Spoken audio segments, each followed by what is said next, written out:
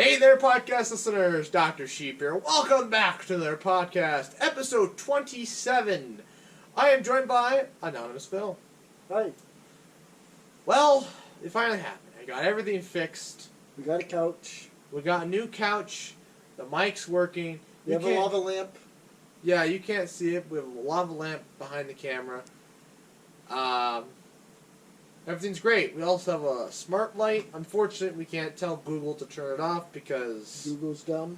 Well, I don't know if Google's dumb or if I'm just too dumb to figure it out. And the case is, these podcasts are broken down in 3 parts. First, we have some news. Then we have the comments on how our week have been doing. And finally, some more news. Last time, the separate videos of breaking up the podcast did okay. Watch time overall has been down. Views of the normal podcast are low, but the other ones did okay. One did really well, but again, no watch time, so I don't know if it actually did well or not. So we'll try it again for this week, see what happens. Anyways, the first news topic, and for this first part here, I don't know if you've heard about this. Living robots created as scientists turn frog cells into entirely new life forms. Sounds like some stem cell research. It is stem cell research. We can fully program. We can make life. We can make life. We can play God now. Literally making our own life We can forms. take a frog cell and make a new baby. Well, I mean, I wouldn't say that. But I mean, we took frog DNA, or we took a frog stem cell. And turned it into a human. No, we programmed it into these collection of cells. They're probably about a little under a millimeter big, and they can carry small payloads, and can be programmed to do specific things. So this has... What do you mean? How do you program it? Well, RNA is just programming. Yeah, but I get it. But like that's a molecular level. How do you can't like type some computer code, can you? They literally did. What? This was all done with artificial intelligence. They typed some computer code, No, they plugged didn't in a USB drive. All right, this is your new function. Well, you get my point? No, but yes, I get your point in that sense. But some AI figured out how to organize the cells in such a way that they would do this. Wait. You're just rearranging the cells, or what do you mean? I don't fully... See, that's what I'm trying to get at. It's like, alright, so you write some computer code, now how do you insert this information into the DNA? Because the DNA is a molecular level, this is, it's information that's not molecular. It's not like you're going to print out a new DNA cell and new DNA and, like, reinsert it. You get, like a DNA printer or something. Don't think that's a thing. Then assemble cells in living bodies. Just...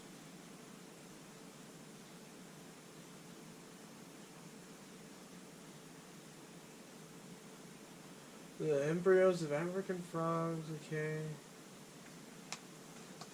And they began to work together. The skin cells formed a body while...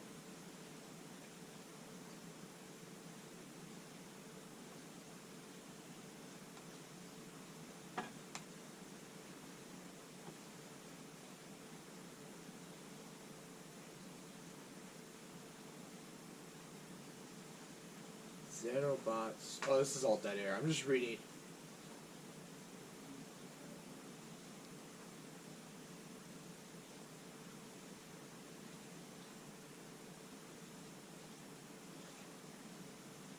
They don't really say, do they? Well, the way... Oh, my ear itches. That's disgusting. The way they made it sound is they just collected the cells together. Okay, they took And these they- frog cells. And they just functioned together as a new life form, explored their environment, and What? did things. Yeah, but how did they control what they did? They didn't. They just did it. They're not. I don't know. They legit say they just did it. Did what? They pushed things around. They could carry payloads. Well, they're probably just moving. I know they were. What's the property of a cell, of a living organism, is the ability to move. I don't know. It doesn't tell you why. They See, move. I don't think we can program them in a sense where we're becoming, They said these are programmable though. We could tell these things to do what we want. Now that we have But a how? vessel. How do you... It doesn't say. They don't say. That's what I read wanna the know. article. It doesn't That's say. what I want to know. Again, no, they just did this. This just happened. They literally took the instructions from a supercomputer, did it, and there we have it. I mean, I could see maybe if you took a stem cell, right, and you modified it in some way to represent, say, a heart cell. Now, when this cell reproduces and, replicates itself, it'll be turn into a heart eventually. Or you could, turn it into, like, smooth muscle that forms, like, intestinal tracts or whatever. You could start to form different organ systems based off of how the cell is structured. I mean, I don't know the specifics as to the difference between a muscle cell and, like, Skin skin cells cell put them in. at a cellular level. Is it all DNA? Or are they, like, structured? Because I think they all have to have, like, the different organelles and all the they're different... structured differently. Are they? Muscle cells But, I mean, are they're all gonna long, and also skin cells replicate really fast. Muscle cells don't. Yeah, but that's more in the DNA, though. Like, as far as, like, mitochondria, and all the other different... I mean, I think muscle cells will have more mitochondria. I suppose. But see, once again, though, that, in your ribosomes and all that, that's all dictated by the DNA. So I think if you modify the DNA, the cell will start to change. And so it's about modifying the DNA so it'll turn into this other type of cell. That's what I want to know. How do you modify the DNA so it can do this different things? Well, I mean, we have designer babies. I'm sure it's along the same process. Okay, so how do they go in and modify the DNA? How do you change the DNA? I mean, all right, I know you can change the DNA, with like radiation. Oh, But CRISPR. How does that work? So CRISPR is it's a virus. You use a virus to get into the cell, Okay. and the virus has all the instructions of how to get its piece of RNA, and how to plug that RNA into the DNA of the cell. And so that then modifies it. Okay, so then how do you modify this virus CRISPR? Like how do you tell this virus what to do? The virus knows what to do. The virus has its job. Every virus does the same thing. It infiltrates the cell. So Once it's in the shell. So is there a specific virus that can turn a cell into a heart cell? No. What we do is we take the bad RNA, the RNA that the virus would use to replicate into more viruses and to possibly kill the cell. We take that RNA and we replace it with our own RNA. And that RNA is what then tells that cell, the new cell, to have whatever characteristics that we want. And so how do you bounds. go in and put in this new RNA? I don't know how they do that. I'm sure they because viruses, they reproduce using other cells. Because I mean, so the I'm sure, RNA, it's going to be tiny. Yeah. How do you, I don't even get, how you could be, on the dot, alright, you can't trim off too much, you can't trim off too little, you have to be on the, otherwise, because when it goes through and starts mutating itself, you don't want it to mutate the wrong, adenine, thymine, or whatever, you gotta make sure you get the right snippet. Right. I'm not sure in that department, but I know we can use lasers to hold cells in place and hold things in place. Yeah. I mean, that's how we, make subatomic temperatures, or, super critical temperatures or whatever. I'm assuming we just use lasers to move around the RNA, but I'm also assuming they use,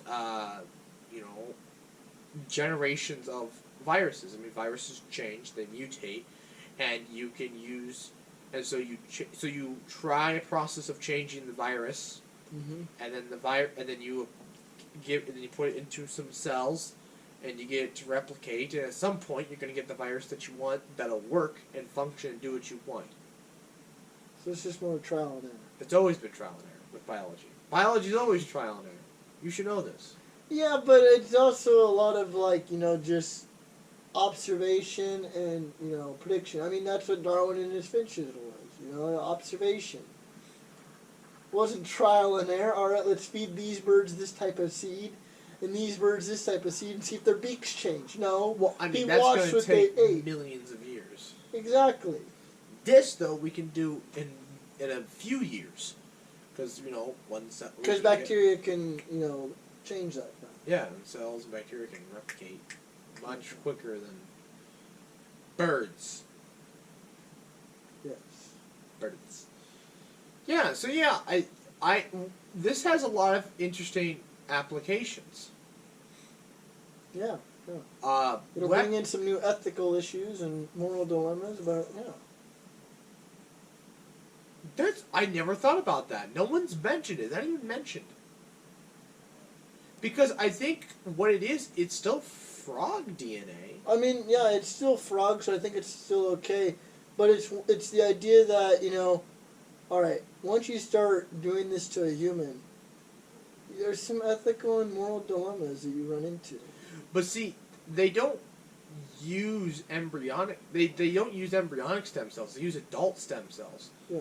So it's not necessarily. Well, that wasn't the moral thing. The moral thing is changing a human's life so it can But you're not making a new human. You're not trying to make a new human or modify a yeah. human. Okay. As long as you're not modifying the human, that's okay. You're not. That's not what's happening here. What's happened? Well, yet. This could lean down the road of that kind of stuff. I think what we could see is what they do is to use adult stem cells, skin cells, and muscle cells, Yes. and they come together into these little robots, essentially, that can do Yes. our bidding. Mm-hmm. That's not... technically, it's a new life form, because these could easily grow, evolve, and change, Mm-hmm. and reproduce. Yeah. Could. But I mean, I don't know. And I think I heard one application, if these things could reproduce, all you have to do is sprinkle a little bit into a water supply and infect all these people. And then after a certain amount of time or whatever, somehow using the programming, turn them from passive to wiping out an entire population like that. Yeah. Which is terrifying to think about. You have no idea. These Yeah. micro robots could be swimming around you, and then next day you're dead Mm-hmm. because they started eating your brain cells. Yeah. It just seems like modifying cells and all that. It just seems like it opens up a new can of worms for diseases and all that. This also opens up. On the contrary, it also can cure a lot of diseases. Now we can tell it, go kill these cancer cells. Yeah. Go take out this bacteria. We could maybe use it to get rid of scar tissue. And get rid of scars. Yeah. Well, didn't we made the joke one time, eventually, 50 years in the future, you can just chop off your arm and regrow a new arm. Well, yeah, just go buy a new one. Yeah. Or, if you come back from war and you have prosthetic legs, we can regrow you a new pair of legs. Yeah. We are dangerously close to that. Well, you don't like your intelligence level? Here, we'll just give you a new head. Well, You'll become a whole new That's you. the whole ship dilemma. Yeah, at what point, the Are ship you of Thales, or or whatever the hell it's called. How long does it become a new ship or whatever? But see, the same idea applies to humans as well. You know, your cells are constantly changing. Supposedly, after 7 years, Every atom in your body is different. yeah. But see, then I've also heard that brain cells don't replicate. So all the neurons or whatever that you're born with, they stop reproducing or whatever after age 20. And so you gain no new brain cells. And so your brain is basically the same. Well, I mean, It's the vessel that it's within that changes. It's still going to exchange. It's still going to change atoms out. Because it's going to have to repair DNA because DNA gets damaged, and as it functions, it's just natural. Yes, functions. but some of the atoms will be there forever. Potentially. You don't I don't know, I heard that you do not get new neurons. Meaning the atoms that make up your neurons now will be those same exact atoms that make up your neurons when you're 50, when you're 70, the day you die. But DNA's constantly being unfolded, refolded, fixed, broken, and refixed all the time. I'm sure it gets replaced at some point. That's why it takes 7 years. Yeah, but I don't know if you get an entire new set of, like, atoms, so to speak. I don't think atoms just get locked up in your head. That would... Why not? I don't know. Does it seem... It seems weird to think that you lose atoms in your head. No, I could see that. Think about it. There's trillions and trillions of atoms that make up your entire body. Yes. What's to say that they don't all get replaced? So where do they go? They can just get flushed out in urine? Yeah. You get moved to other parts of the body? You poop them out? You're pooping out cells that made up your brain. That just sounds weird. Atoms that made up your brain. Yeah. No, it just sounds weird. Well, things get worn down and break. You know, free radicals constantly destroy things in your body, and your body has to rebuild that. Yeah. Radiation, you're being bombarded with it. It constantly breaks your DNA. You constantly have to fix that. Yes, but I mean... Alright. Think about like a tree, for example. Or like a Alright. The atoms that make up this TV, those are never going to change. Right? Those atoms are stuck there. Yep. Why does that not apply for life? Because life's constantly changing. So I think that's more the surface. I don't think the interior changes. I don't know. I know a tree. Those atoms are locked. They just get new rings. A tree just gets bigger. Yeah, those atoms are those locked are locked in. in. But those cells die. Yes, but the atoms are still there. Otherwise, a tree would be hollow. Well, some trees are. No, well, that's a disease. Yeah. That kills the inside of a tree. Osmosis also has a tendency to... Yeah, but that's for, like, water. Osmosis is like the water flowing in and out of a cell to change salinity levels. Well, maybe not osmosis, but like helium in a balloon. It doesn't stay there. It leaks out eventually. Yes. Okay. Maybe that's a gas. Yeah, but maybe it's the same concept. Your atoms, they vibrate out of place and they're gone. Then it won't be a solid then. The definition of a solid is that the atoms are all bound to one another. Are you really that solid though? Do you see me souping out across the couch? Well, your bones though, your bones. They're solid. Yeah, your bones aren't. Your bones are alive, but the most part of the bones, the structural part, are not alive. Okay, so. But still, you would soup out without bones. Okay, but you don't see my skin souping out and sagging over my bones. When you lift up your arm, the skin does not sag around your bone. That's true. But like the cells themselves, though, when the cells are bonded but those cells are like bonded together in ways. They're intertwined. Because you've seen skin cells. Okay. They're not just little circles most of the time. Yes. We put our hand under microscopes before. Yes. Well, we couldn't see cells. We couldn't see cells, but we saw some very small things that just made your hand look gross. Like, that's my hand. I mean, made your hands look gross. I thought it was just like, oh, another day of looking at your hands through a microscope. I mean, what do you have? Like 22 vision? Where you got like molecular level vision where you can 22? What the hell? Yeah, like an eagle has like 25 or whatever. 25 is bad. 25. Like there's 20/20. Yeah. I'm pretty sure an eagle is like 25. What you see at 5 feet away, an eagle can see at 20 feet away. So no, what it'd be. Is it 5/20? No, let me. Whatever the number is. My right eye is 20/25. My left eye is 20/15. My left eye is like 10 feet better than my right eye. Okay. Which actually makes a big difference. So the number below gets bigger. 20/15. So an eagle is 25, 24, thereabouts. No. The smaller number, the better. Yes. No, which one comes first? The 20 always comes first. Because 20 is the standard. I don't know who made this up. I still don't understand. I asked the eye doctor. He explained. I still didn't understand. Whatever the case may be, what an eagle sees at 5 feet away, you see at 20 feet. The point I was trying to make is that you were just like another day, another vision, whatever. It's like what? You can see that good every day? Yep. That's the joke I was trying to make.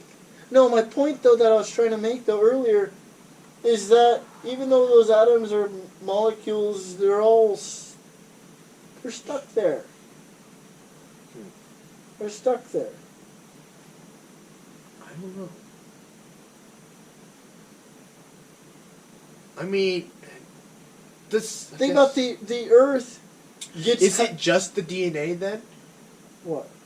Or is it the DNA and the What are we phospholipid talking bilayer? about? The parts that don't change in let's say, a nerve cell. So if you have a nerve cell... A brain cell, neuron, whatever. So a neuron cell. What part doesn't change? Is it the phospholipid bilayer? Or does none of it change? And it just gets energy from electrons? No, but the cytoplasm changes constantly. And it in what way? Cytoplasm doesn't... the cytoskeleton. Cytoskeleton, okay. Constantly changes. It's constantly reforming and forming. Well, it's gonna throw away cells, and and this all consumes energy. See, I believe you could think about it the same way. I mean, think about it this way. Okay, but we are a collection of cells. Okay, now if you think about one cell, one individual cell, I don't think every single atom within an individual cell changes. Well, like I said, I don't think the phospholipid bilayer and the DNA and the phospholipid bilayer that makes up the nucleus membrane change. I could see those not changing, but everything else easily I could see changing. I could see like the outside molecule. Here's the deal. When you break a molecule, it becomes something new. Yes, right? Unstable. Exactly. So you can't change the inside. So if you have a molecular structure, you can't change that inside carbon atom because it becomes something new if you removed it and broke it up. Well, yeah. If you break that molecule, though, so you can't. It becomes waste. Yeah, typically, and the cell get rid of it and will replace it with something new. But now you're ruining the structure, though. So I believe what happens. I believe it's just. But that happens. That's age. Yes, but I believe I believe it's more or less just electrons being exchanged, and you're just adding new molecule chains on, and it gets bigger. I just realized I'm wearing my lab coat. Yeah. No, but that's what I'm trying to say. I think it's just electrons being exchanged. I don't think you lose... I don't know if you really lose any atoms in your body. I mean, other than, liquids. But... And your skin. Sure. like it sheds off And all the because dead of red blood because cells, of weak hydrogen bonding or whatever. all it the is. white blood cells. But those are cells. I'm talking about the molecular components of a cell. No, muscle cells. Any cell that dies and reproduces, those. But the cell disappears. True. Well, there's only And actually, I brain actually cells heard that you and actually. nerve cells stick around. I actually heard that you actually don't get new muscle cells. So when you work out or whatever, you don't get new muscle cells. What happens is the muscles get bigger. The cells get bigger and more spaced out. Yeah, but you can tear a muscle and it will regrow. You can't tear a brain and regrow it. No. When you tear a muscle cell, you're tearing the fibers. And when it regrows, I don't know what's happening at the molecular level, but I heard in one of my biochemistry classes that you don't get new cells in that process. The cells get bigger, and the bonds that hold them together get stronger, the bonds, but you don't get new cells. I'm talking about like damage, like a knife cutting your arm. Yes. Damage. I'm not talking working out because that actually doesn't cause damage. That No, just makes them bigger. it calls microfibers tear, microscopic tears. See, that's what you're always told. See, I don't know I don't think we actually even know because I've heard other sources where that's wrong. What? I've heard there aren't. Because every single biology class I've ever taken says that when you work out, you cause microscopic tears in your muscles. Then you have things called satellite cells that come in and they repair the cell. Yeah, that's what we're told. But like, I'm pretty sure with SciShow it says that's not true. We actually don't really know what happens. Something like that happens, but that's not actually how you get stronger though, quote unquote. This was SciShow. I don't know. We've gone down a rabbit hole here. Yeah, but I mean, at the molecular level, I don't think you can truly. I think it's more or less a theory. Everyone has their own theory, but I mean, like, we can't like put a microscope up to your arm and like watch what's happening as your muscles changes because it takes forever. That's always a question. You know, I've seen videos So I of think like it's all theory. blood moving through blood vessels. Yeah. I'm like, how did they get that? Well, I mean, we have. Oh, I guess I was thinking more like. We can actually have video of light moving through a bottle. I mean, I guess I was thinking about it in terms of like slow speed, but you're talking about like just the super small. No, there's this TED Talk or whatever. Oh, they call it the femtosecond camera, because what it is that you can literally see a pulse of light travel through the bottle, and so then you get the question, well, how? Because if it's a camera and the camera's shooting light and it's taking frames, how can you get a picture of light moving? If light all travels at the same speed, well, the answer is that you're taking multiple frames.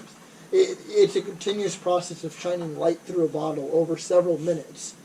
But the action is that they made this camera that can take a super quick picture or whatever.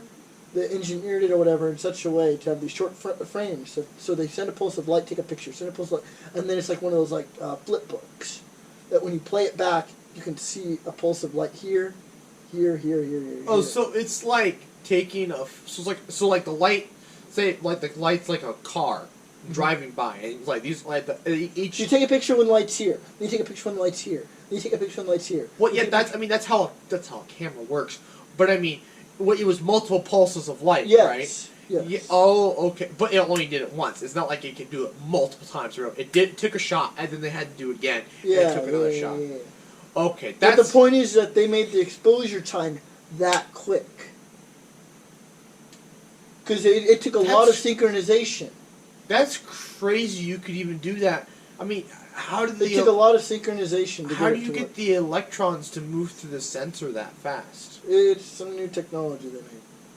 But see, what's crazy about this is that... Unless it was superconductive. But what's crazy about this is that they showed that you can actually use this technology to show, like, invisible things. So say you have a person behind a wall, right? If you take a picture, if you shine this light, right, when light hits the wall, it bounces back. When light hits the wall, it doesn't just bounce straight back. It reflects off and bounces back. So some light comes here, bounces off the wall, bounces off whatever object is behind the wall, penetrates off the wall and comes back. So they used this immense program and the synchronization to actually program what was behind the wall. So they took an object, put it behind a wall, and they were actually able to make a computer-generated image of the object behind the wall based off of the light that was bouncing off of it. That's the same sort of It's line crazy. where they have. That's the same kind. So it's like if you're like you could have this military technology where you could see if there was a guy behind. I mean, I don't know how long it'd take for this process. I'm like, But you you're could have gonna like a need team. a But if there really was a team of powerful- army soldiers right here, like snipers behind a wall, and you took out this camera before you, and you could just see, all right, we got 5 guys right here. Let's shoot our guy, you know. I mean, That's the kind of thing it's a hint to that. But I mean, I don't know all the specifics as to how this all worked. They just explained it. They just explained the process of how it does work. The idea that light's bouncing off the object, coming back to the camera, and through this program that they wrote, they're able to use the light and the information they got back in the shadows. Because I imagine there's different light intensities that came back, you know. Because light that comes directly off the wall is going to be more intense than light that took several bounces. And they're able to use that from the program. well, that defeats the purpose of making things invisible technology and nanofibers. No, so then you just need to make something that absorbs light, like use an immense black body or something, so the light that bounces off never bounces off. I mean, we're working on that. So that way, no light goes back. I mean, we have that's the our stealth bombers. No, because see, then you create an invisible image. It'd be like creating like a hole in the picture. So the light that would bounce above your head would come back. The light that would bounce around your arms would come back. The light that would bounce between your legs would come back. And so it'd just be like this wall with like this empty negative space of where you are. Okay, should we what time are we at? Is that 30 minutes? Oh my gosh. 34 minutes. Okay, that's enough of that. What's the next topic? That's gonna be a long first segment. I hope to. Oh yeah, this is segments, isn't it? Yeah. Okay, new segment time. Welcome to the second segment. We're gonna read the comments first. There's quite a few comments here. Oh, we got 2. So this is from an older video, the English system versus the metric system. We already read the water bottles. But Ethan B commented, Ronaldo hat-trick thoughts? That's pretty dope. What is that referencing? Ronaldo's a soccer player. No, hat tricks. It's a soccer move. Oh, hat tricks? No, but like, what does this have to do with in respect to the video? It has nothing to do with Oh, it. it's just some completely random comment? This is just him leaving his comments. Oh. He gives Well, me, no, that's what I was asking. What is he referencing he in gives the me video? crap all the time. Anyways, moving on. A Day in the Life of a College Student, number 2, vlog 6. The water bottle commented, 12:22. Those fruit snacks in the background are gas, and then he had the gas emoji. What fruit snacks are they? I guess we don't need to.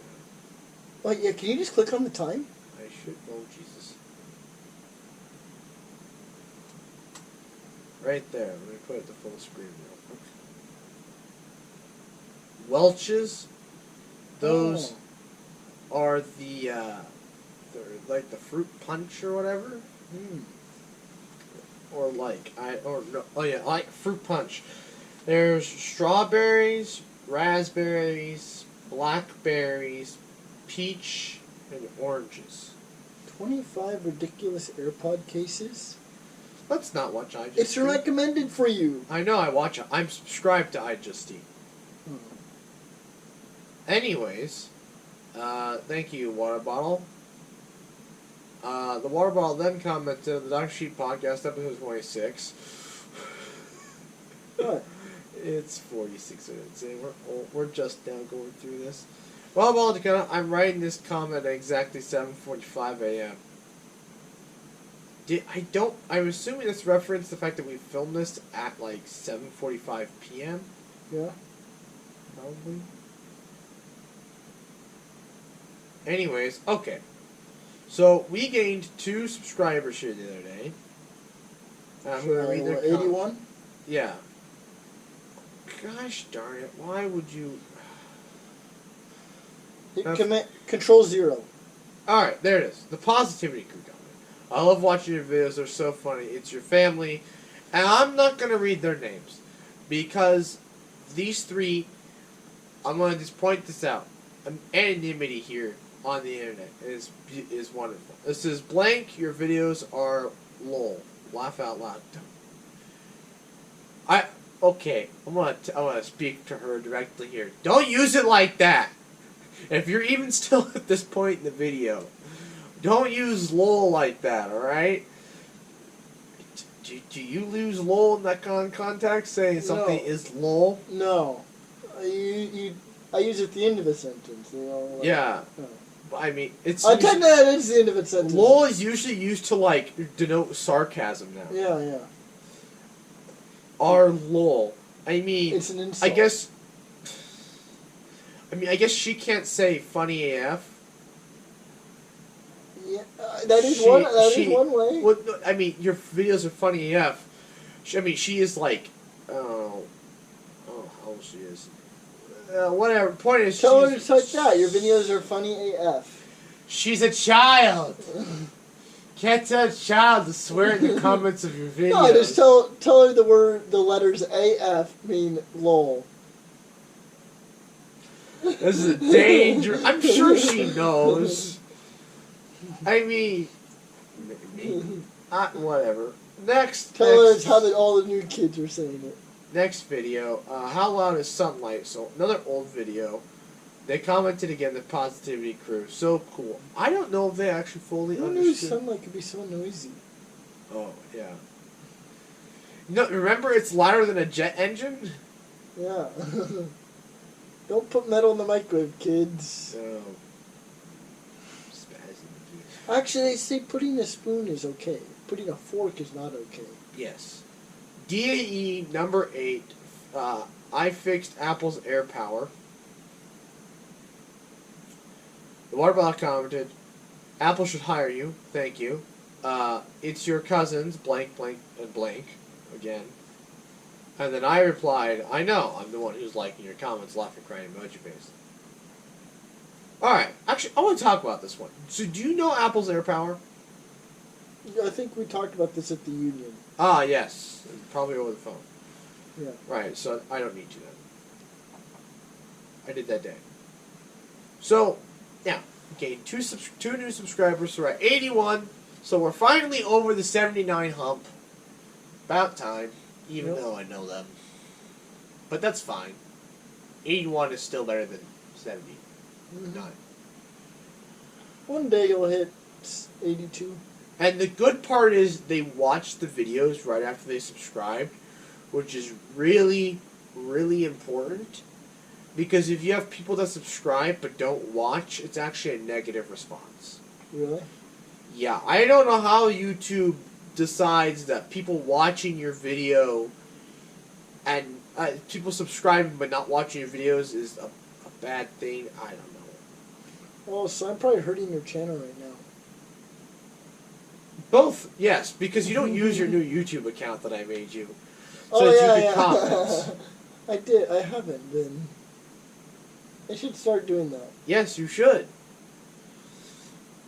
Anyways. You can turn on notifications so I get, like, I'm going to open this up with, like, 50 emails from you. I don't remember. Probably. Did you put other subscribers on there, too? No. Oh. I had a friend that told me that there was one time where he left his email open somehow, and his buddies went on, and as opposed to, looking through his emails or whatever, or maybe he had his YouTube signed in, I don't know. But what they did was they went in, they started subscribing to all this weird stuff, on YouTube or whatever, just all this stuff that he would never watch, like not like bad or inappropriate stuff, just like weird stuff that he would just never even think about watch, like cosmetic stuff or things, and beauty products, and they subscribed to like 50 different things and just filled up his thing. He said it took a month for after he unsubscribed from all that for his recommendations to go back to normal, because after he subscribed to something or whatever, and they subscribed to a whole bunch of this stuff, it messed up all his recommendations in his sidebar videos. So he would never get to see like any recommended videos that he actually wanted to watch. I know my recommended videos are all screwed up And he now, said too. it took like a month for YouTube to finally like filter all that out. YouTube doesn't know what to recommend me. Yeah.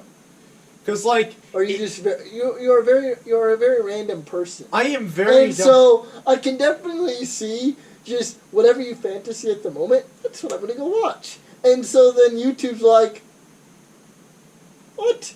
How am I supposed to predict this kid? It How am I doesn't. supposed to predict this? Like, I'll... Like, Oh, that's what I was interested in a week ago. Come on, YouTube, pick up the pace. right now, it's giving me a lot of Breaking Bad stuff. Yes, Have you grown out of that phase? Well, I have been watching some of the videos, and so it's been recommending that.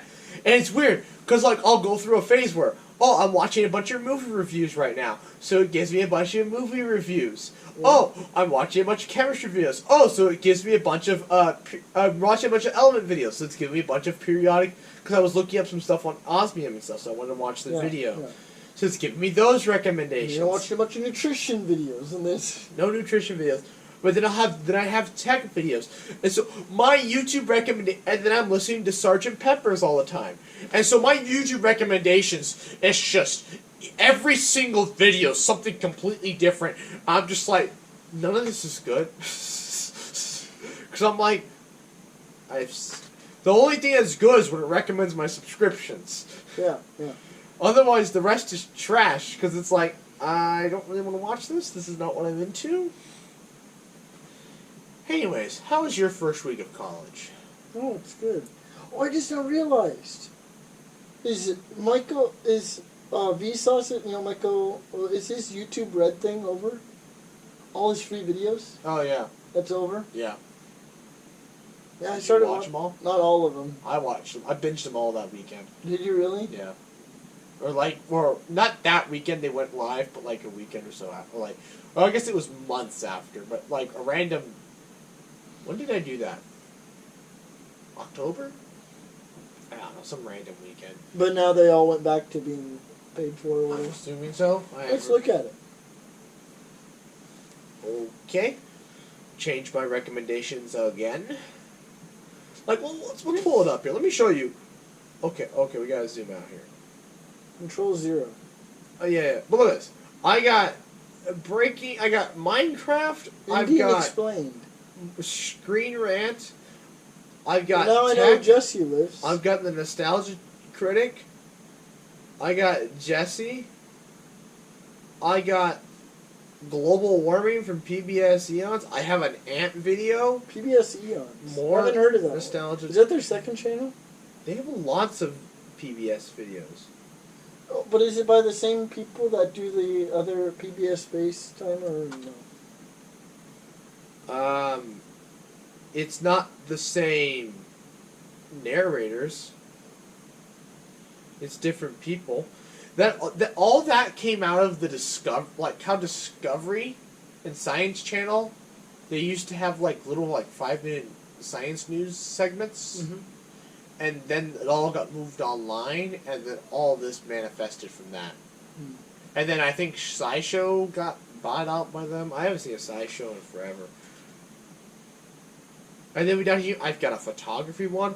I have a podcast, which I was in the middle of watching before I came here. Alright, can we go look at Vsauce? I have this stuff. It's just random. Let's see that. Now you're Jump. being random. Okay, can we, Right. you want to make this a long video? Well, I mean, we gotta make each segment a little balanced out. Help you type?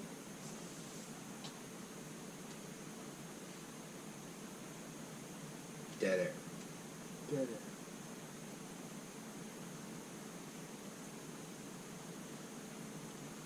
I think Vsauce could surpass Mark Rober for the most subscribed Science Channel again Yeah. if he started posting regularly. Oh yeah, for sure. But Mark Rober, What is he at? like probably 20 mil. He irritates me. Yeah, we've been over this, I think. I don't know. Oh yeah, can you still click on those?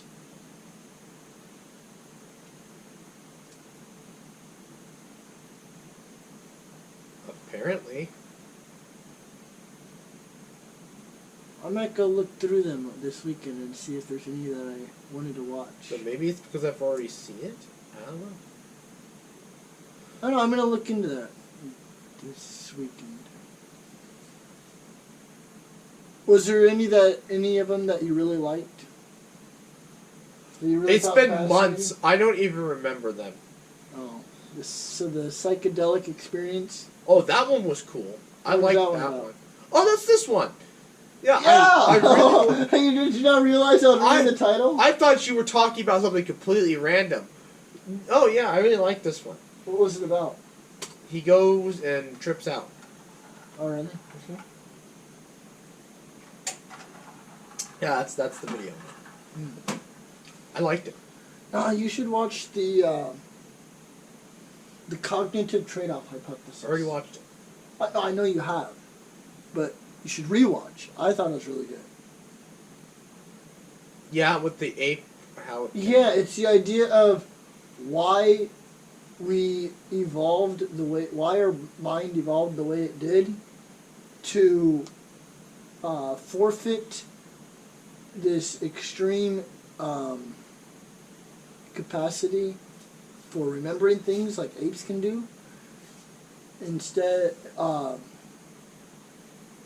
it forfeited that for abstract thinking. Arguably, which one paid off? Yeah. I mean, Who's still in the trees? who has been to the moon? Yeah. Who has sent crap outside the solar system? Yeah. No. So basically, this idea that we sacrificed. Who goes and studies the other ones and teaches it to other ones, and then studies themselves and teaches it to other people? Who? Yeah, okay, Humans. but who asks questions? Apes don't ask questions. Nobody asks questions. Anyways, the idea was that, when we left the trees or whatever, we started to let our minds wander and just have this abstract thinking of fear and storytelling that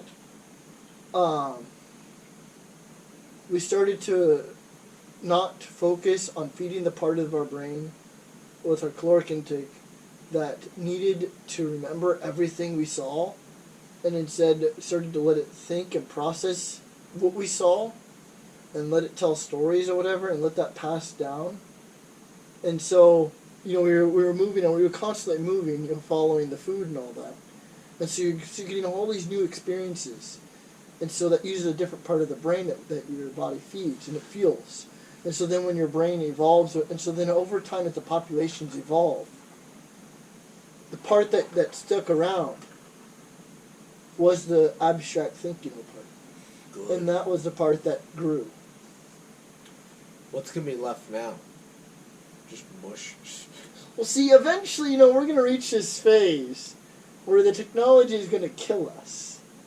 And we're all of a sudden going to turn into this new world of just NPCs, where we can only observe and we can no longer have rational thinking. There'll be no new original memes, no new original things. Have you ever seen the video? There was a video done about everything is a remix. Have you ever wondered, if you've ever, have you ever said something original? Everything you say, every word that comes out of your mouth has already been said. Phil, I've said some pretty strange crap in my days. But think about it. You're using words that have already been used. You don't make new words because unless people don't understand you.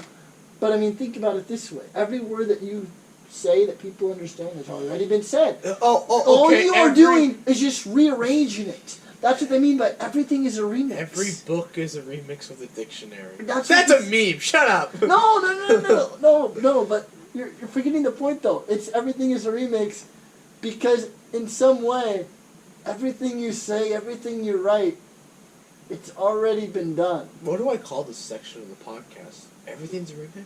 What is original? Ooh, that'd be a good one. What is original? Anyways, back on to how my weeks have been. I did not have an existential crisis, but you might cause me to have another one. I got the laptop fixed, kind of. Well, now I don't have any access to Adobe at all. So I decided, you know what? I'll go back to my old editing software.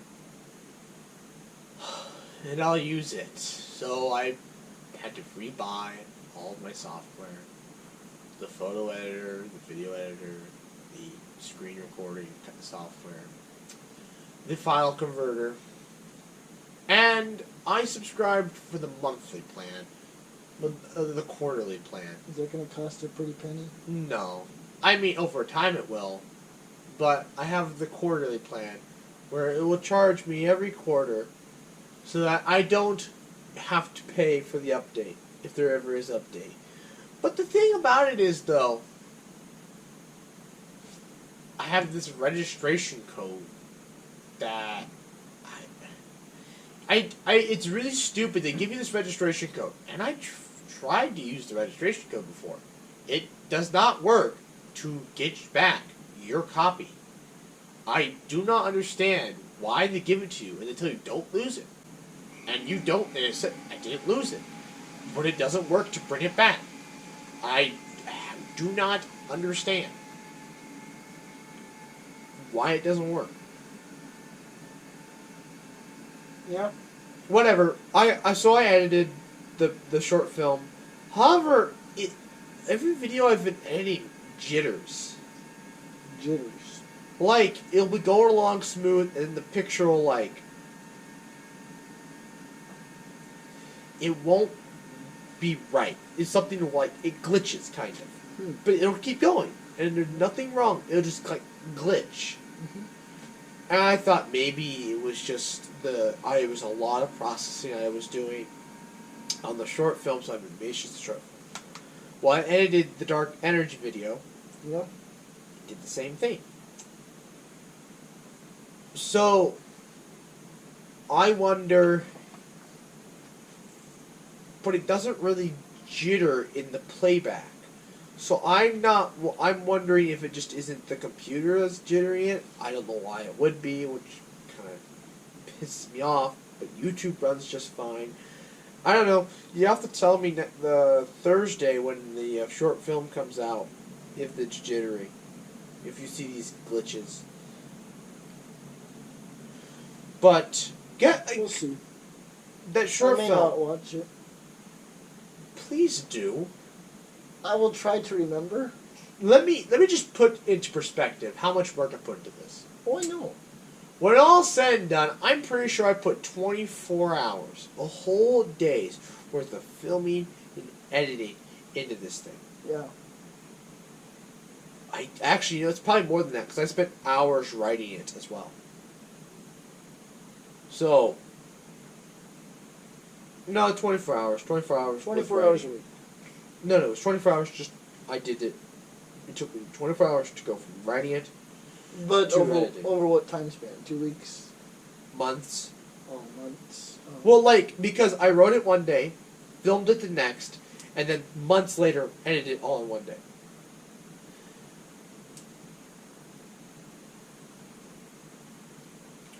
But I have the new editing software. So it took the time spent added up to what, 4 days? Well, I get it as a time span over 3 months, sure. Well, no, I mean, but the hours of which I was working on would add up to about 24. Okay, but how many days? 3. 3 days. 3.5. I spent most of this morning trying to figure out the jitteriness, doing a little. I did some more polishing, and I made the thumbnail. Let me see. I spent a lot of time backing stuff up, Yeah. Like, I was burned out. I was like, oh my gosh. Yeah, don't forfeit sleep. But there for a while, until I got my laptop fixed, I was creatively burnt. I wasn't burned out. I was just creatively burnt. And I was like glad we're working on this Element series because it allows my brain to just kind of go on autopilot. You know, I just open up the book and write about the elements, and I go and regurgitate what the book says back onto the script, make it funny. Oh, so it's a summary about the book. No, it won't be because I'm not going to talk about every single transition metal in the next video. No way, no how. Every transition. I want to hear about. I don't have it with me, so I can't say any. Yttrium. Yttrium. No. Yttrium has uses, kind of, I think, or maybe not. Technetium. Well, you can't even. Oh, technetium does have uses. I'm sure they all have uses. Technetium, the radioactive ones always have some sort of medical application. I'm sure they all have uses. I mean, unless you're radium. Theodore has an entire page dedicated to each 100 elements. Yeah, he stops after Einsteinium, I believe. Mm-hmm. So you can go read about each of them. You know, I was kind of upset they never named Adam after Niels Bohr. There's borium. Really? Yes. No, which one is that? Borium, hassium, termstadium, seaborgium. I don't know, or 10. Because I saw they were gonna name hassium actually Niels Bohrium. I'm like 90% sure there is a borium. I think you're getting boron. I know there's seaborgium. Yes. Alright, open that periodic table, or I can just go grab it. Actually, I'll probably be quicker. Are you grabbing the whole thing? No. Alright, I'm here. Element 107.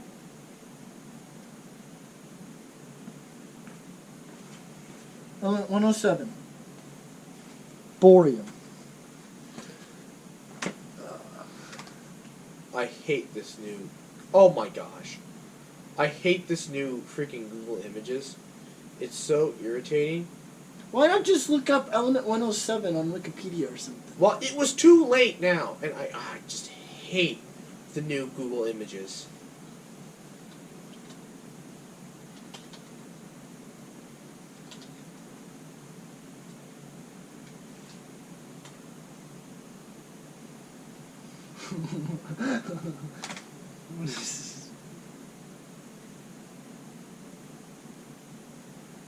Does it say who it's named after? Named after Danish physicist Niels Bohr. Maybe they had maybe they discovered. You know what? I bet they discovered hassium before they discovered borium. Wait, what was your comment? Why does Niels Bohr have an element? Well, I thought that there wasn't one, but I guess they did. But I wonder, when was it discovered? Does it say over here? No. And I can go look at that too. It's on the big periodic table. I know. Not where.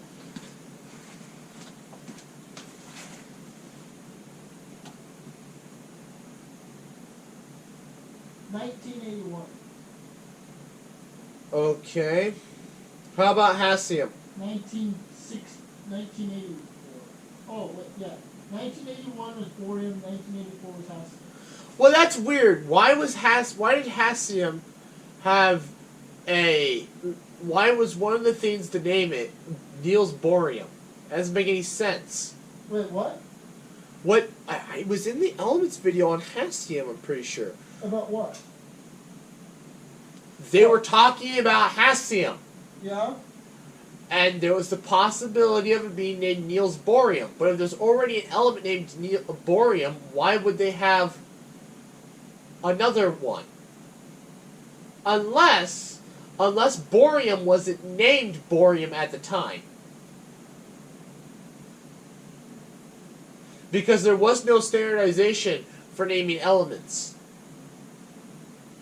Yeah. Wait, when was this video?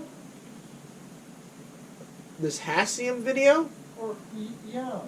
Like 5 years ago. What?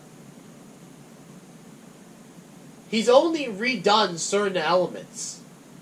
You're talking about renaming Hassium to Niels Bohr? No, come in here. Let me explain it. When they were naming Hassium, Yeah. okay? And it was the U.S. and Russia debating who discovered it first, so who would get the rights. They wanted to name it Niels Bohrium. The Americans did, yes. Yeah. But that doesn't make any sense if there was already an element named Bohrium. So my thinking is... They discovered it but didn't have it named. That's Yes. usually what happens. Yes. I mean, think about, unactinium, unseptium, quintium, or whatever. You get the point. They were discovered. We knew that they existed, but we didn't name them yet because they existed for like fractions of nanoseconds or whatever. And so, That's not why they weren't named. It just takes them freaking forever to name them. well, usually they name them off the place they were discovered, or we name them off the scientists that discovered them. Even though these weren't even discovered in Tennessee or Oregon. Look up actually there is a story about him, I think, though. Type in Organ-S on. Hold on. There is a story about him. Okay. No, hold on. I'm trying to think here. I wonder what country has the most elements named. Like Here. What? You're talking but not typing. I didn't care about it. That's why I wasn't typing. What are you looking at? Organ-S on. I was just gonna type it in. Uses. Why is there... Uses. Yeah, don't you want to know about the uses?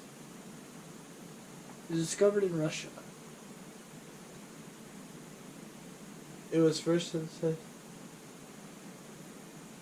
Yeah, okay. The name is in line with the tradition of honoring the scientist. Oh, I told you they named it after the scientist of the place. You didn't say that. I did too. You never said scientist. I did too. I could play this Can we? back. Yeah, can we actually do that? No. I'm like 90%. I'm pretty sure I said scientist. All right. In the comments, actually, we probably would need. Not a single person's gonna respond. Almost positive I said scientist. It's named after the scientist who discovered it or the place it was discovered. Okay, you said that about elements. You didn't say that about Organessium. What? No. What? Okay, yeah. I remember that. I remember distinctly okay. that. I'll contest to that. Yes. Organesson was an element. I never said Organesson was discovered by a place. No. But what you were trying to say was that I thought it was named after Oregon. I don't know why the hell I thought that. I guess I knew one of them was named after a person. I guess he was Russian. He sounds Japanese. What are these images that pop up with it? Moscow. Well, that was named after Moscow. Well, either way, doesn't matter. Doesn't matter anymore. I wonder what country has the most elements. Okay, we'll look at that after I find out. Named the most elements. After I find out why this one is called this.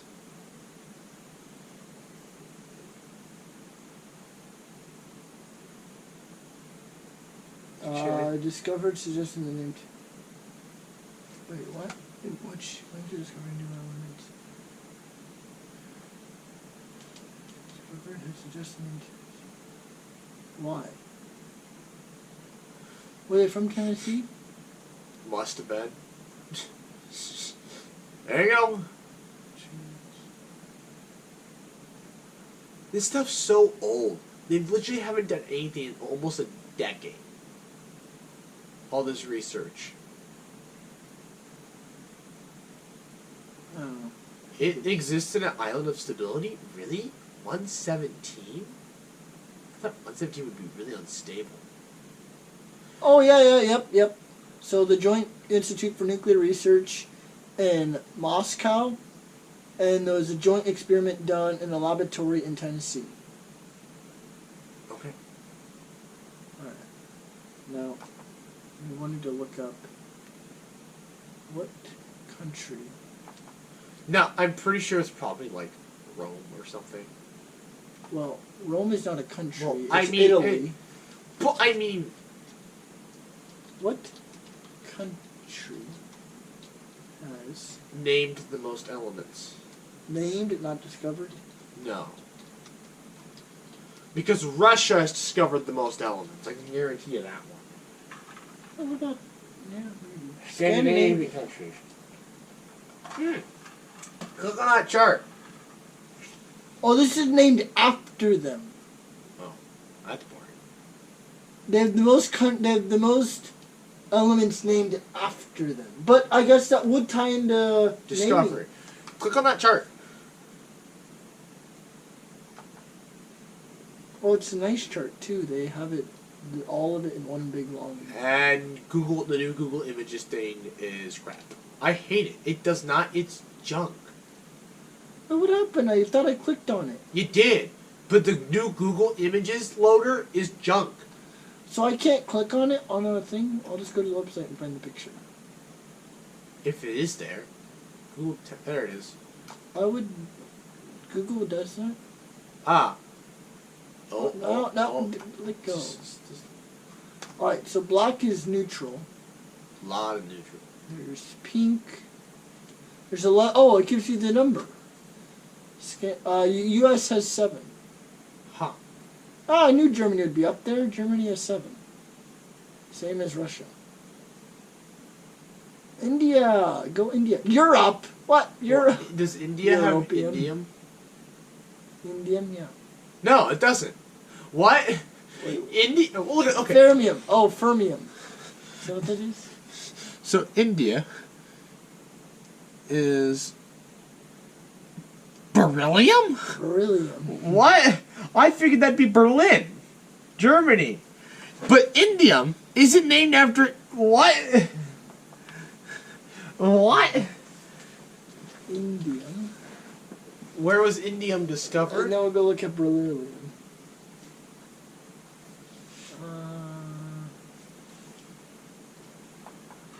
Indium. I love how nobody can see what we're doing, and we're like well over an hour. We're gonna break the record again. That would surprise me.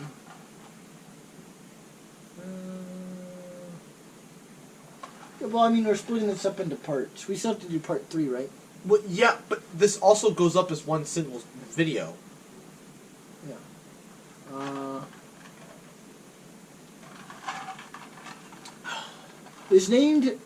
They named it for the indigo blue line. Indium. Indigo. Okay. Now what about beryllium? Well, Beryllium? something about India. It's probably some Indian country. uh, It's a subcontinent, scientist. so it's probably a country within India. It's called I just got a headache from that. Please it's a don't ever say- subcontinent. Please don't ever say that again. How did that give you a headache? It just did.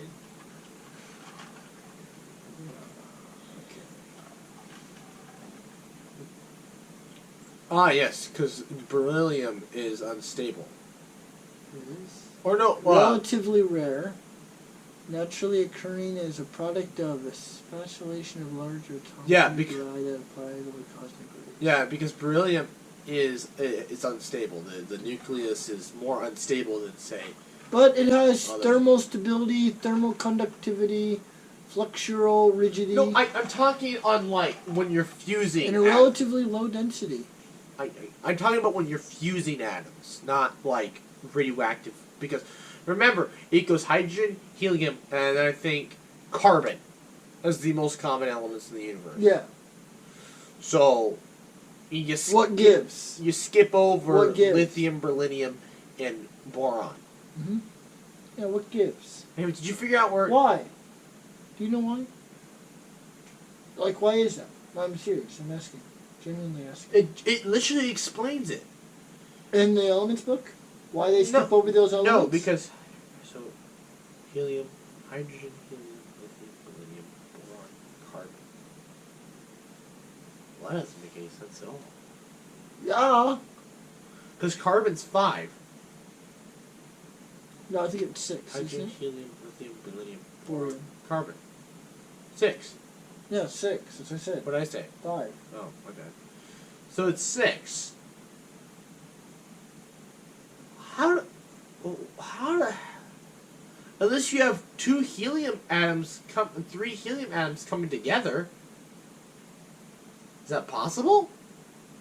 Yeah. I'm still trying to find out why. Or maybe it was nitrogen. I'm that's still trying to formed? find out the etymology of the name. Wait, here. It's India, right? We'll do control find India. Ah, here we go. The 2 main Found in Brazil, Argentina, India. Madagascar. Is there more than one? Yeah, there's a second usage of the word. Etymology. Oh, early prediscourse of the word can be traced to many languages, including Latin, French, ancient Greek, Pycrit, Pali. I'm just the original source. To become pale, in reference to the pale, semi-precious gem. The modern city of Berlur. No, but it's also a reference to the gemstone, Berlu. Original source probably to the Sanskrit word, which is South Indian origin, which could be related to the name of the modern city, Berlur. It is also known as glucinium, with the accompanying symbol GL, or G. The name coming from ancient Greek word for sweet, due to the sweet taste of beryllium salts. So, don't lick beryllium salts. It's in the same context of don't eat lead salts. They're both highly toxic. yeah. But do drink paint. No. So basically, it could either be one of two things: a gemstone name, or a city in India, a city of Indian origin. Okay. Well, we still have one really cool topic to talk about. Wait, did we ever answer your other question? What was the other question? About why the most common elements skip over carbon? Oh. Skip to carbon? I don't care. I'm sure it was something about stability or whatever. I'm sure. But does it make any sense, though? Because beryllium is 2 helium atoms, but the only way to get it is through cosmic ray bombardment. Right? No. Here. There's a Wikipedia page about it. Of course there is. Of course. It's a measure. Okay. Okay. 1 of 3 ways: by mass fraction, I don't mole care. fraction, or volume fraction. Volume fraction is the most common. Oxygen and water. Hydrogen's 75%. Yeah, 1%. Big whoop. It's probably more accurate to give the lower number anyways. Well, the elements.com are like, I have all these numbers written somewhere. For helium, is these numbers. Remember we had a whole video about this. Yeah. Anyways, this second section is really dragging on. I think it's longer than the first section now. Oh wait. The remaining elements making up about 2% of the universe are largely produced by the supernova.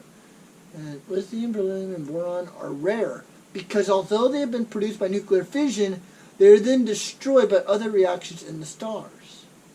The elements from carbon to iron are relatively more abundant because of the ease of making them in supernova nucleosynthesis.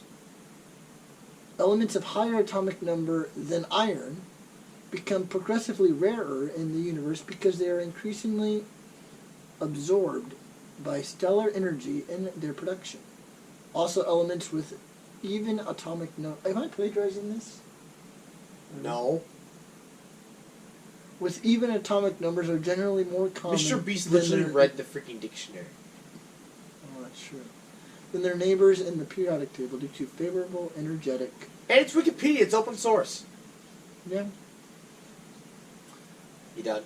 So, it all has to do with how nuclear fission works in the stars. Yeah, we do that. Yeah, but why? Why is carbon where it like all like becomes okay? Again, Why is boron not very easily produced? Because although they are produced by nuclear fission, they are destroyed by other reactions in the stars. Oh look, there's two sources. like I said, from what I've heard, those elements, those nuclei are more unstable, and so they're easily destroyed. Why are the nuclei unstable? Some quantum mechanics thing. I don't know. Don't ask me. Also, I'm interested in this. I want to know Well, why. you can Google it afterwards. We have other stuff to do. Oh yeah. True. Look at the time. What does it say? 10:17. It's an hour 17 minutes.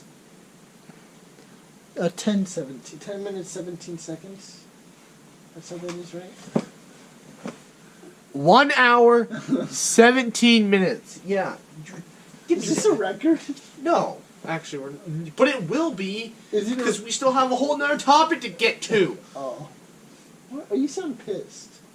I am. I told you to move on from this 20 minutes ago. We're trying to break a record here. No, No. I don't want to. I have to edit this.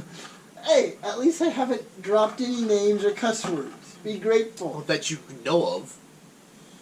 Actually, there was a brief part about like 50 minutes ago when I was really struggling. I wanted to say, well, I'm not going to say them, but there was a brief moment where I really wanted to drop a few words, and I was like, I was just trying to think of other. I started to use the word stuff, or else I would in a normal conversation I would probably use the other word. I'm sure it'll pop. I'm sure I'll catch it hopefully tomorrow.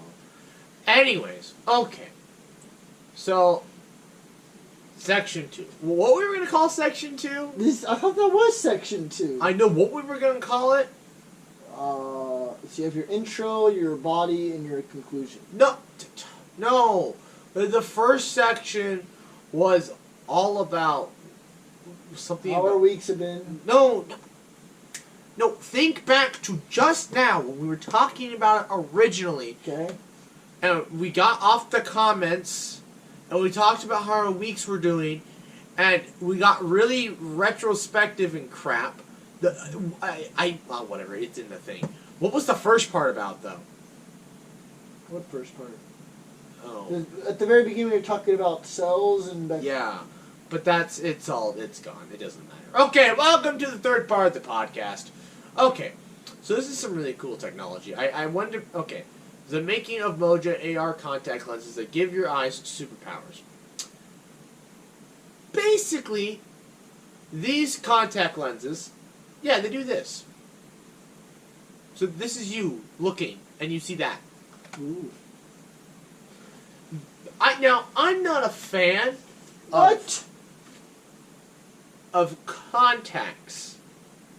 However, they can easily apply this technology to glasses. Oh yeah, you still have pretty good vision, don't you? I need a monocle. You need a lot. Because, like, You have a lazy eye? No, because don't you remember from... Oh Yeah. You told me you have one eye that's like 2015 or whatever. yeah, that's really good. Oh, that's what we were talking about And the earlier. other one's junk. Is that what we were talking about earlier that you wanted to bring up? No. Was it about the elements?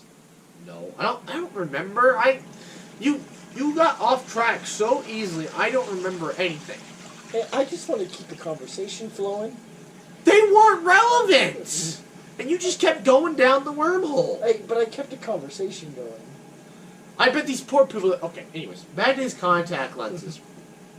We were about ready to go down. I was just like, You were about ready to go I down. was another about hole. to slap you. Anyway, these contact lenses, they're really cool because what they're made of, not what they're made of, what's in them is the craziest thing. So, for one thing, they use a single core processor, which, I mean, we're talking, it's microscopic, so it can fit in the contact lens. So I'm just going to point this out. Wait, was it the comment about the borium? About how there was a video? I don't know. Back to what we were saying.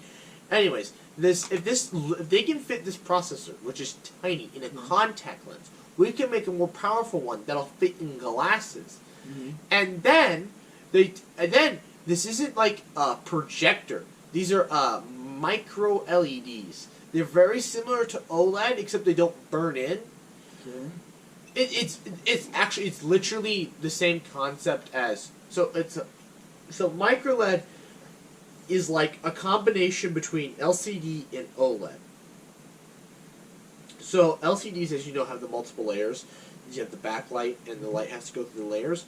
Micro LEDs have What about quantum lens? QLED. those are LCDs. Those are the same idea here. Oh, okay. But those are different. That's a buzzword Samsung uses. Let me tell you this. The local dimming, which I'll get to what that is crap. Anyway, compared to micro LEDs, which are like brand new technology. These are what all displays are going to be like in the future because OLEDs burn in, these don't burn in. I don't understand how, whatever. Anyways, the micro LEDs, instead of having one light that turns on the backlight, it's a bunch of individual small LEDs. Yeah, no, I know how it works. I know how OLEDs and all that work. Do you know how micro LEDs work, though? To continue describing it, I'll probably say yes. Okay, so it's a bunch of little LEDs, and each LED is a local dimming zone because that LED can control its own brightness. Yes. Just and so like you can create true black. Well, not with the micro LED. Not with the micro LED. Not yet, anyways, because it's still literally just an LCD, but with a bunch of little backlights. In the future, though, each LED will be its own pixel. Yes. Just like OLED. Yeah. What's the difference between OLED and these? Well, OLED uses organic crystals. Oh.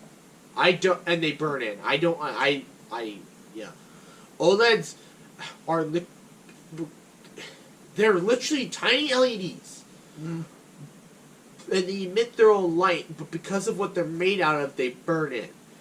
These are literally just normal LEDs, normal light-emitting diodes. Yeah. No, I know how all this works because I watched the Super Slow-Mo guys made a video about this specific thing, where they actually took a camera that could look at the TV or whatever. Yeah, I've seen and that they video. could see the LEDs or whatever, and then I think Samsung or someone gave them an OLED TV so they could show them how theirs looked. No, probably LG. I mean, LG, whatever. Because LG's been bashing on Samsung because Samsung. Whatever company it was, they provided them with the TV for their video, for their super high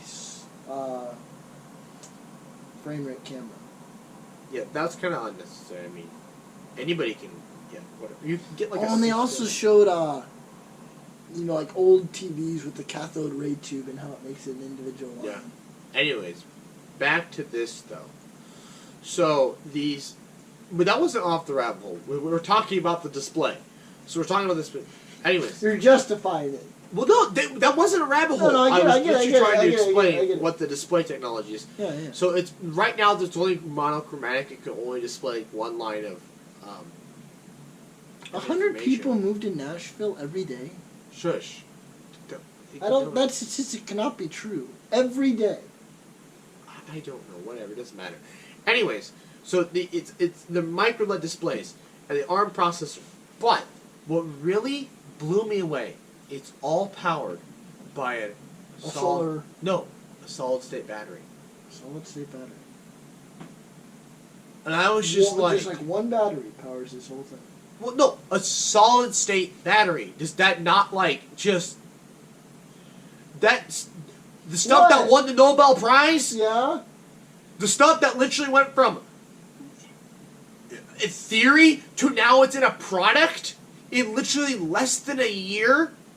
I mean, this you can't buy this yet, but I mean, it went from like everybody always. I remember when it got discovered, everybody's like, "Oh, it won't matter because none of this matters because these solid state don't matter because we've seen people come out with battery technology before and they never work out." Here it is.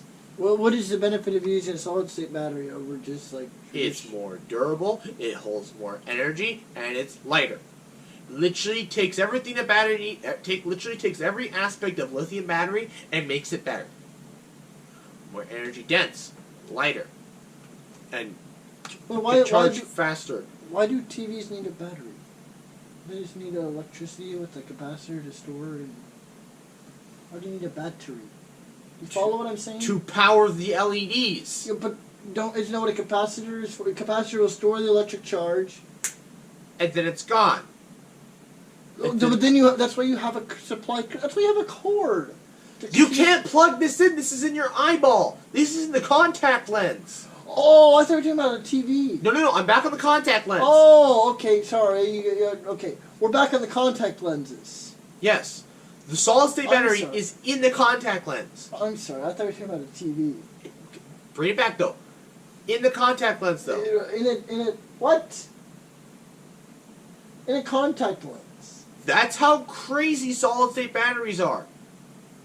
What? Yeah. There's also that ARM processor I talked about. It's one core in the contact lens. How much do these weigh? Literally, the reporter actually wore them to write this article. What?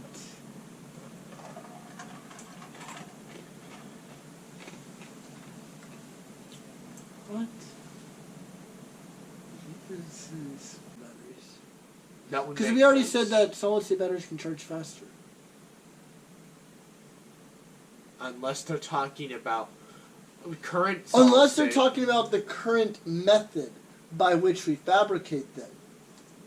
So they have not reached their potential for high-speed charging. I don't think we're gonna find optimal until we make. Because I'm pretty sure, and this is me speculating here, solid hydrogen would blow anything we have currently out of the water for making batteries. You know, because it's super conductive. Yeah.